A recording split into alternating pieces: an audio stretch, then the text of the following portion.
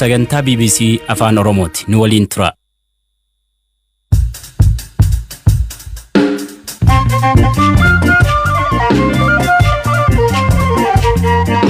Ashamaa akka mooltan sagantaan BBC afaan Oromoo eegalee ministeerri muummee Abiy Ahmed paartiilee mormituu filannoo malee aangoo nuuf qoodaa jedhan jechuun akeekkachiisan.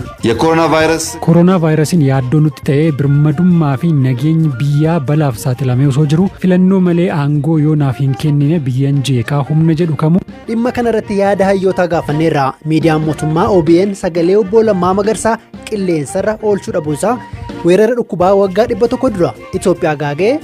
Tafarii Mokonnin yeroo sana qabamee kubsatee du'a ga'eetu deebi'e. Yeroo sana dooktaroonni magaalaa Finfinnee keessa jiran qubaan lakkaa'amu turanii isaaniiyyuu lammii biyya alaati. Lolaan namoota 260 ol baha Afrikaatti galaafachuusaa fi kaan ammayyuu taanaa isiniif dhiyeessa.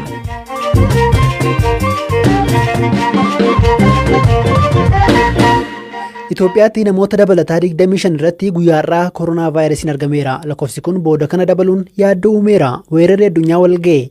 Yeroo Itoophiyaa seenuu garuu kun kan duraa miti. Waggaa 100 duraa weerarri dhukkubaa Spanish flu'n jedhamuun beekamu namoota miiliyoona 50 siqan addunyaa guutuutti galaafatee ture. Yeroos Itoophiyaatti namoota 10,000 ol ajjeeseera. Boodarraa Haile Sillaasee tokkoffaa ta'uun kan muudaman Tafarii Mokonnin dhukkuba kanaan qabamanii fayyaniiru. Seenaa waggaa 100 dura ture akkanatti man biyya Ingilizii kolleejjii Oberliinitti gargaaraa piroofeesaraa ta'uun seenaa Afrikaa kan barsiisan Dr. Ittaan Haabtee gaafadheera. Karaan itti biyya Itoophiyaa seene sirriitti wanti beekamu garuu xumura waraana addunyaa isa tokkoffaa hordofee dhukkubi kun biyya keessatti argameera. Garuu yeroo sana karaa kaabaatiin Eertiraan qaama Itoophiyaan turtee fi karaa galaanaatiin yookaan karaa amma Jibuutii jedhamu kana yookaan karaa kaabaa galee ta'uu danda'a. Garuu sirriitti namni beeku hin jiru. Miidhaan gamii geessise dhukkubi kun tarii Itoophiyaa keessa bakkeewwan hedduu akka tamsa'eetti seenaan himaa addatti garuu bakki itti inni hubee beekamaa. Gara caalaatti kan ragaa irratti qabnu kan inni sirriitti garmalee miidhee Finfinneedha. Yeroo sanatti jiraataan magaalaa Finfinnee 50,000tti tilmaamama. Dhukkubi kun lubbuudhaan kan inni lafarraa dhabamsiisee gara 10,000tti lubbuu 10,000tti tilmaamama. Baay'ee dhiibbaa guddaa biyya sanarraan qaqqabsiiseera. Humni nageenyaa biyya keessaa hamma dhabamutti magaalaa Finfinnee keessaa hamma dhabamutti qaqqabsiiseera. Poolisoonni gara caalaan isaanii waan dhumaniif mucaan namaa wabii eegumsaa hin qabu ture. Reeffa mucaa namaa karaa irratti arguun wanta ajaa'ibaa hin turre. Namni baay'een du'e karaa irratti hafaa, namni fira hin qabne du'e mana keessatti qaamni isaa tottora. Namni nama fuudhee awwaalu hin jiru ture. Namni nama tuna jalaa du'e boo'uuni hin hafee. Kanaaf safuun biyya sanaa hin cabee diinagdeensaa baay'ee hubame. Lafa baay'ee akka inni ga'een beekama garuu lafinni ragaan irratti argame tokko lixa Wallaggaa lafa amma qellama Wallaggaa jedhamee beekamu naannoo Sumaalee amma tokko miidheera. Gondariin baay'ee hubeera. Tigraayinis hamma ta'e hubeera.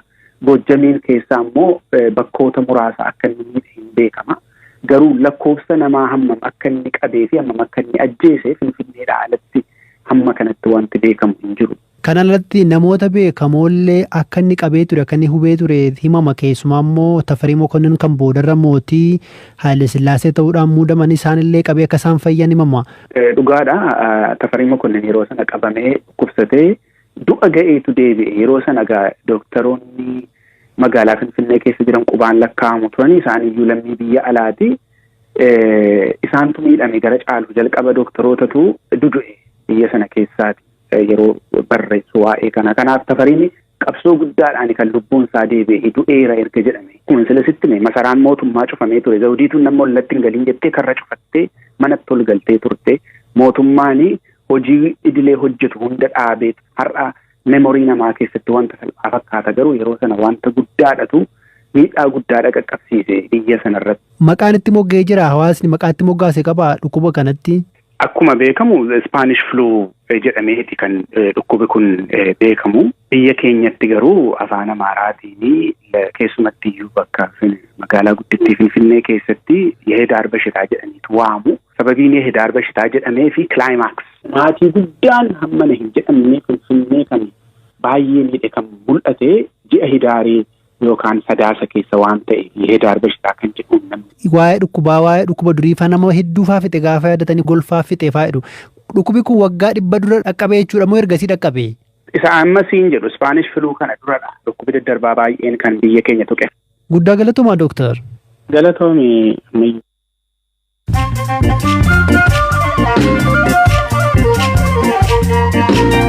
Dhaggeeffattoota keenya sagantaa reediyoo BBC Afaan Oromoo caqasaa jirtu oduuwwan gaggabaaboo isinitti himaa. Ministeerri Fayyaa Itoophiyaa namoonni haaraan 25 koronaa vaayirasiin qabamuu erga ibseen booda naannoo Tigraayitti namoonni 4 dabalataan vaayirasichaan qabamuun ibsame.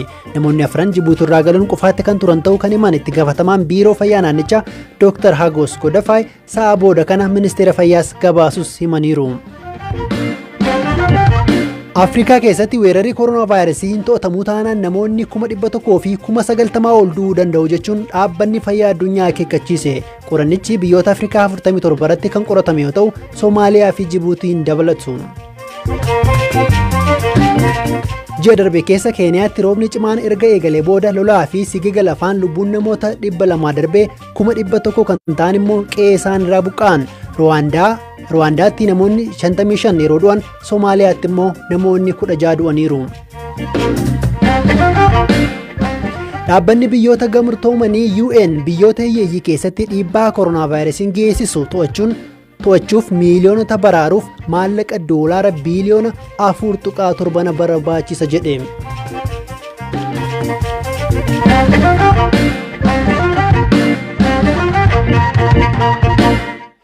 Oduutaan darbaa ministeerri muummee Abiy Ahmed paartilee mormituu filannoo malee aangoo nuuf qoodaa jedhaniin akeekkachiisan ergaa guyyaarraa fuula feesbuukii isaan irratti gadhiisaniin filannoon achi siqee akka gaggeeffamu qaamoleen furmaata siyaasaa dhiyeessan aangoo qooddachuu yookiin mootummaa ce'umsaa ijaaruuf warra barbaadanidha jedhaniiru.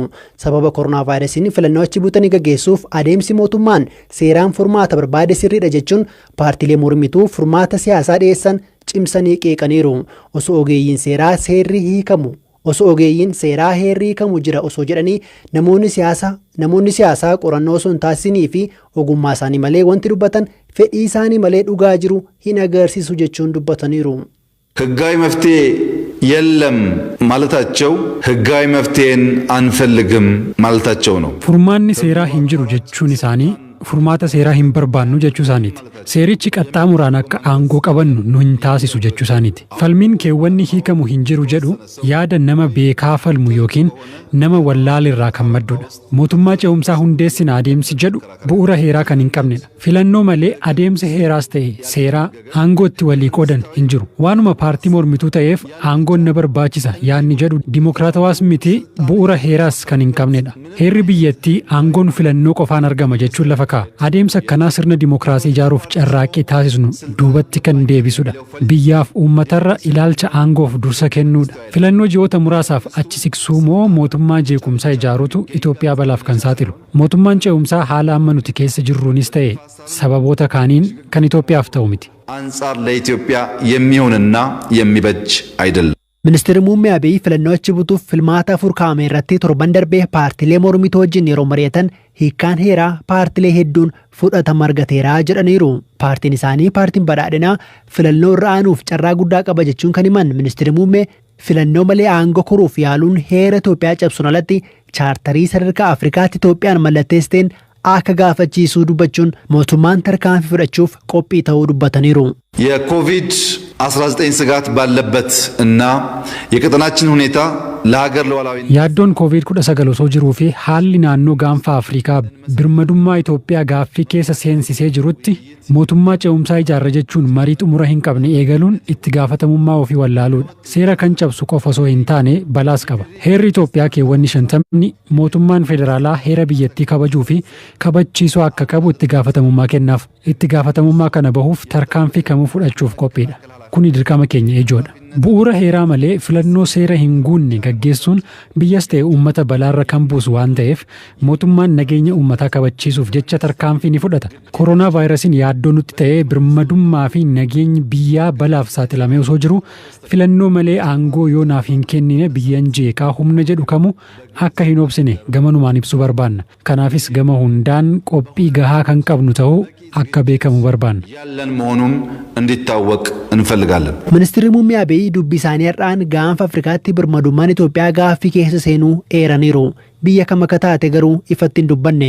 Eenyu ta'uu mala jechuun Yuunivarsiitii Finfinneetti PC fi Seekuriitiidhaan barataa PhD kan ta'an Kumaa Baqqalaa gaafanneerra. Fuuldura kana immoo bishaan guutuun kun ni jira. Ijipti kan isheen ta'ee guddaa ta'uu dandeessu haalli qabatama biyya keessa jiru keessumaa waldhabdeen uummataaf mootummaa gidduutti yoo babal'ate akkasumas immoo wal hubachuun paartiilee siyaasaa dorgomanii fi mootummaa gidduutti yookaan immoo paartii badhaadhinaa kan jennu gidduutti yoo babal'ataa adeemu Ijipti qofa miti biyyoonni intarestii xixiqqoo biyya kanarraa barbaadan illee harka keessa galfachuun waanuma hin oolle. Gama kaaniin Yuunivarsiitii Finfinneetti barsiisaa saayinsii siyaasaa fi intarnaashinaal rileeshins kan ta'an Dr. Yoonaas Ashine yaadni mootummaa fi paartiilee mormituu walirraa fagoo miti yaada jedhu qabu.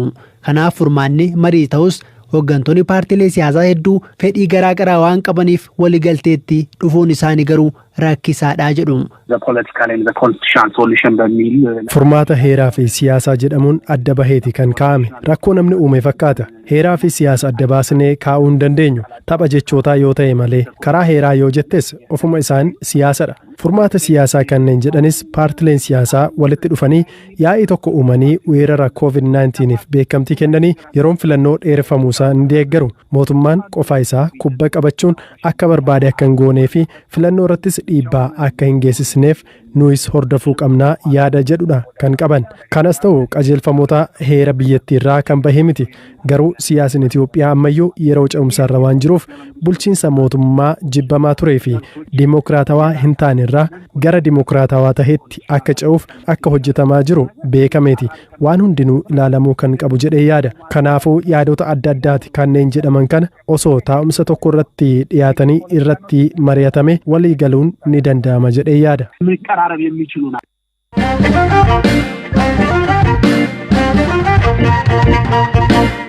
Dhumarra geenye irraa raadiyoo BBC Afaan Oromoo caqasaa jirtu. Miidiyaa mootummaa OBN sagalee ministeera raayyaa ittisa Itoophiyaa obbo Lammaa Magarsaa akka qilleensa irra hin baane dhorkuun dhaga'ame. Gaazexeessitoonni miidiyichaa BBCtti akka himanitti dhimmi kun isaan gidduu mufii uumeera. Yeroo dheeraadhaaf miidiyaa irraa fagaatanii kan turan bulchaan duraanii Oromiyaa obbo Lammaan kaleessa du'a gahee obbo Kabir Hussein irratti argamanii haasawa gabaabaa taasisanii turan. Obbo Lammaan kana dura dhimma hundeeffama paartii badhaadhinaa fi madda mariin akka waliin gallee ibsanii turan. Isaan as bahanii dubbachuu baatanis ergasii walii galuun isaanii gabaafamee ture. Zalaalam Taaddasaa gabaasa qaba. Oduun sirna awwaalchaa obbo Kabir Hussein irratti hojjetame kan haasaa obbo Lammaa Magarsaa of keessaa qabu guyyaa sa'aatii 6 fi 7tti akka darbuuf qabamee ture sababa galgala darba jedhuun kaleessa hafuu BBC'n odeeffateera. Miidiyichi haasaa pirezidaantii mootummaa naannoo Oromiyaa obbo Shimallis Abdiisaa fayyadamuun oduu sirna awwaalchaa kana qilleensarra oolchus haasaan obbo Lammaa akka hafu taasiseera. Haasaan obbo Lammaa kun oduu ijoo galgala sa'aatii 12 fi oduu sa'aatii 1 irratti akka darbuuf qabamee ture. Haa ta'u malee wayita sa'aatiin oduu gahu daayirektarri dhaabbatichaa haasaan obbo Lammaa kun akka hin dabarre olii dhorkameeraa sababa jedhuun akka hin dabarre dhorkuu odeeffanne. Dubbiin kun gaazexeessitootaa fi hoggansa gidduutti falmii kaasee booda murtee hoggansa dhaabbatichaan akka qilleensarra hin oolle taasifameera. Gochi namoota barbaadan akka qilleensarratti hin mul'anne dhorkuu akkanaa kun mana hojichaa keessatti amma duras kan baratame ta'uu gaazexeessitootni dhaabbatichaa BBC'n dubbisee himaniiru. Haa ta'u malee nama saba Oromoo biraa oolmaa guddaa qabanii fi miidiyichaaf illee deeggarsa olaanaa gochaa turan irratti raawwatamuunsaa kan daran isaan aarse ta'uu dubbatu. Miidiyaa duraan afaan mootummaa qofa ture namoota bilisummaa kennanii fi deeggaranii akka dhageetti horatu godhan keessaa tokko obbo Lammaa Magarsaati jedha gaazexeessaan dhaabbatichaa tokko. Har'a oolmaan isaanii kun dagatame yoo sagaleen isaanii akka uummata bira hin geenye uguramu garaa nama nyaatas jedha. Gaazexeessaan biraa eenyummaa isaa ibsuun barbaanne bakka ajandaan isaallee kan siyaasaa hin ta'initti gochi akkanaa obbo Lammaa irratti raawwatamuun akka isa aarse hima. Gochi kuni maaliif ta'e jechuun gaafanneerra kan jedhan gaazexeessitootni kunneen yeroo kaanis yoo gochi akkanaa raawwatamu olii ajajameeraa kan jedhuun alatti ibsa gahaan akka hin kennamneef himu. Dhimma kanarratti yaada akka nuuf kennan daayirektara olaanaa dhaabbatichaa obbo Zinaabuu Asraat akkasumas ittaanaa isaanii obbo Bojaa Gabbisaatti irra deddeebiin bilbiluus bilbila hin kaasani. Dhaggeeffattoota keenya sagantaa reediyoo BBC Afaan Oromoo kan kamiisa galgalaa xumurameera. Odeeffannoo dabalataaf gara websaayitii keenya dhaqxanii argachuu dandeessu. Sagantaa irraa kan isin qopheesse Zalaalam Taaddasaadha kan isin dhiyeesse ammayyuu taanaadha. Boru walitti deebinaa halkan gaarii.